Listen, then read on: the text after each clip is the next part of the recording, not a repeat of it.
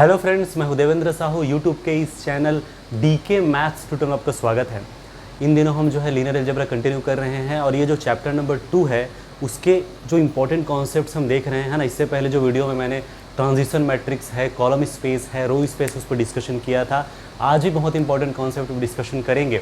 Transition matrix का अगर video आप नहीं देखें तो ज़रूर देख लीजिए, क्योंकि उसी से लिंक जो कॉन्सेप्ट्स हैं वही देखने वाले हैं। तो आज का जो टॉपिक होगा वो है सिमिलर मैट्रिक्स, है ना, और उनसे बेस्ड जो रिजल्ट्स हैं, बहुत इंपॉर्टेंट रिजल्ट्स हैं, ठीक है। और कुछ मैट्रिक्स रिप्रेजेंटेशन है कंपोजिशन के, वो भी हम देखेंगे। अगर आप चैनल में नए हैं तो प्लीज़ सब्सक्राइब कर लीजिए, बेल आइकन प्रेस कर लीजिए, ताकि नए वीडियोस की इन्फॉर्मेशन आपको मिलता रहे, ठीक है ना। और वीडियोस को कंप्लीट जरूर देखिए, है ना। तो स्टार्ट करते हैं। Similar matrix, let A and B be two n square matrices. N square means n cross n matrix, ठीक है ना। तो ए और बी जो है दोनों जो है एन क्रॉस एन मैट्रिक्स है। आप चाहो तो एक अलग अलग, है ना, A I J N cross N, B equals to B I J N cross N, आप ऐसे समझ सकते हैं, ठीक है ना, है ना। Let A and B be two n cross n matrices, then A and B are said to be similar matrices, या फिर A is said to be similar, है ना, टू बी, या फिर A is said to be similar to A, ठीक है ना। A is similar to B, B is similar to A, या फिर A and B both are similar, ऐसे बोल सकते हो, है ना।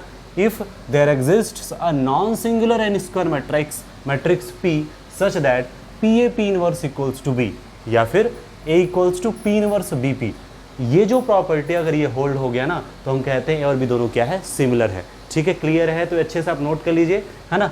क्या बोलना चाह रहा है कि दोनों मैट्रिक्स को मैं सिमिलर कहूँगा। कंडीशन ये है कि कम से कम एक ऐसा मुझे non singular n square matrix यानी एन क्रॉस एन मैट्रिक्स मिल जाए, जैसे, है ना, P मिल जाए कि, है ना, उस P को आप A में ऑपरेट कीजिए, इधर से P इधर से P इनवर्स, तो फिर उसका जो, है ना, प्रोडक्ट होगा और फिर से क्या आ जाएगा, एक मैट्रिक्स हो, स्पेशली क्या आ जाएगा B। इसी तरह से आप अगर B में करते हो P इनवर्स इंटू P तो क्या आ जाएगा A।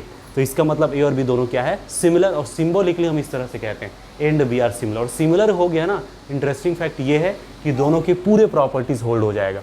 दैट मीन्स जैसे दोनों जो है ना, के जो आइगन वैल्यूज़ हैं, दोनों के जो डिटर्मिनेंट्स हैं, ठीक है ना, तो ये सारी जो चीज़ें हैं वो प्रॉपर्टी पूरा सेम हो जाएगी, क्योंकि सिमिलर हो गया इस वजह से।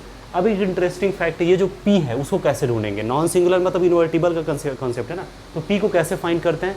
तो P को फाइंड करने का तरीका है ना, P जो है एक तो अपने हिसाब से लॉजिक लगा करके ले सकते हो, या फिर आप P को समझो ट्रांजिशन मैट्रिक्स, ठीक है ना। और ट्रांजिशन मैट्रिक्स कैसे बनाते हैं, ये जितने भी प्रोसीजर मैंने इससे पहले वीडियो लेक्चर में दिया था, ठीक है ना। तो ये P जो है is nothing only the transition matrix, ठीक है। तो ये क्लियर हो गया। अब हम देखेंगे इनसे रिलेटेड जो भी नोट्स हैं वो। लेट Vn और be a vector space, finite dimension vector space with dimension of Vn equals to n, ठीक है ना। तो Vn की डायमेंशन कितनी है, n, ठीक है। जब आपको finite dimension vector space Vn लिया जाए तो ऑब्वियस सी बात है ना, इनके करेस्पॉन्डिंग जो मैट्रिक्स बनेगा, है ना, ट्रांजिशन मैट्रिक्स हम बनाएंगे तो क्या क्या हो सकता है। देखिए, suppose beta 1 and beta 2 are ordered basis of Vn, okay, and let transition matrix with respect to beta 2 of beta 1 is A, transition matrix with respect to beta 1 of beta 2 is B, transition matrix with respect to beta 1 of beta 1 is C, transition matrix with respect to beta 2 of beta 2 is D, ठीक है ना। ये आपने beta 1 लिया, आपने beta 2 लिया, ठीक है। तो इनके वेक्टर्स को इनके थ्रू जब आप अरेंज करते हो तो with respect to beta 2 of beta 1 बोलते हैं, ठीक है ना, ओके। और जब आप बीटा 2 के वेक्टर्स को ले रहे हो और बीटा 1 के वेक्टर्स में के रूप में क्या करो, उसके लीनियर कॉम्बिनेशन, है ना, तैयार करो, तो इसका मतलब ये होगा with respect to beta 1 of beta 2 करके, और खुद का खुद के साथ है तो with respect to beta 1 of beta 1 with respect to beta 2 of beta 2। Clear है। तो ये बहुत इंपॉर्टेंट रिजल्ट है, वो ये है कि, है ना, ये जो सेल्फ बनाया ना वो क्या हो जाएगा, सिमिलर। जो मैट्रिक्स बना है, एन क्रॉस एन मैट्रिक्स हैं सबके सब ना, लेकिन जो सेल्फ के थ्रू जो बना है वो है C एंड D, है ना, और ये हमेशा क्या होगा, similar. C and D are similar, that is, है ना, ये हो गया। But A and B may और may not similar, in general इसको हम सिमिलर नहीं कह सकते। क्लियर है। तो ये दोनों रिजल्ट अच्छे से नोट कर लीजिए। और एग्जाम्पल चाहे तो एग्जाम्पल लेकर के भी देख सकते हैं ना, कोई दिक्कत नहीं है। आप एग्जाम्पल टाइप कीजिए। ट्रांजिशन मैट्रिक्स के वीडियो अगर नहीं देखे जरूर देखिए। प्रोसीजर ये है, जैसे मैं finite dimension vector specially R2 और R, अब यहाँ से आप बीटा 1 बीटा 2 ले लीजिए, या फिर R3 और R से बीटा 1 बीटा 2 ले लीजिए, और फिर 4 अलग अलग सिचुएशंस बनाइए, फिर देखिए कि रिजल्ट होल्ड होता है कि नहीं, ठीक है ना। ये टास्क आपका है। अगर किसी भी तरह से डाउट निकल के सामने आएगा, बेझिझक कमेंट कर सकते हैं, ठीक है। अब हम देखेंगे matrix representation of composition of linear transformation. Matrix representation of S composition T, ठीक है, बोले तो कंपोजिशन, ये क्या है S composition T, composition of linear transformation है, ठीक है ना, उनका मैट्रिक्स रिप्रेजेंट करके देखने वाला है। बहुत इजी कॉन्सेप्ट है, आप देखिए क्लियर हो जाएगा।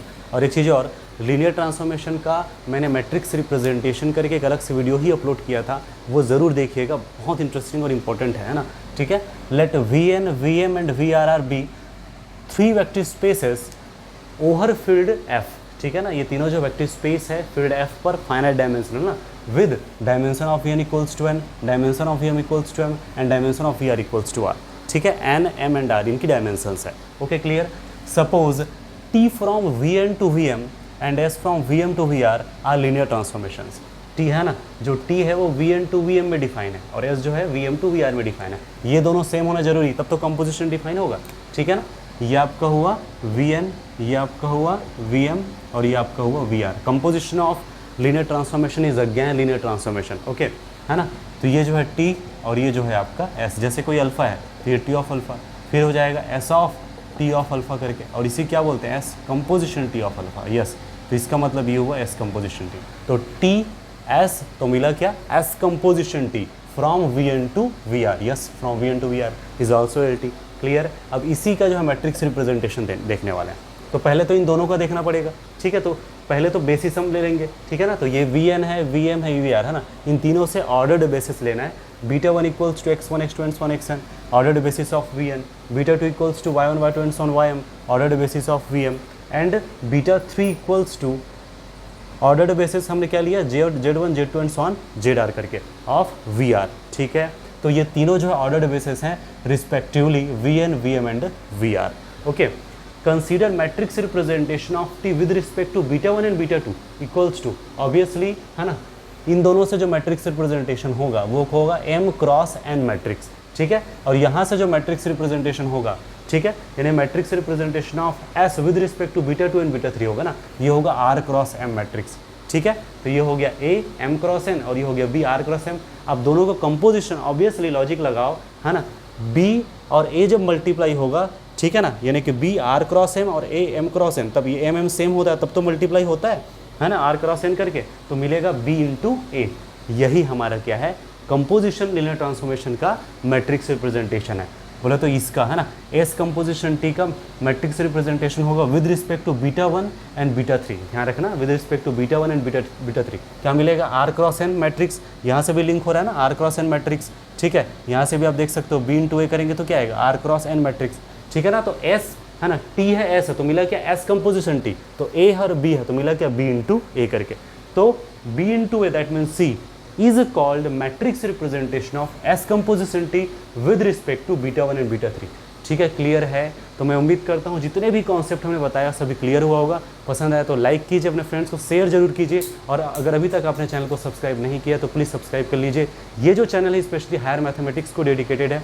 आप चाहे बीएससी में हो, चाहे एमएससी में हो, चाहे पीएचडी एंट्रेंस की तैयारी कर रहे हो, नेट की तैयारी कर रहे हो, सेट की तैयारी कर रहे हो, कुछ चीज़ें गेट में भी है, IIT जेम में भी है ना, बहुत सारी चीज़ें हैं जो हायर मैथमेटिक्स को लिंक करता है, ठीक है। तो सब्सक्राइब ज़रूर कीजिएगा, अपने फ्रेंड्स को शेयर जरूर कीजिएगा।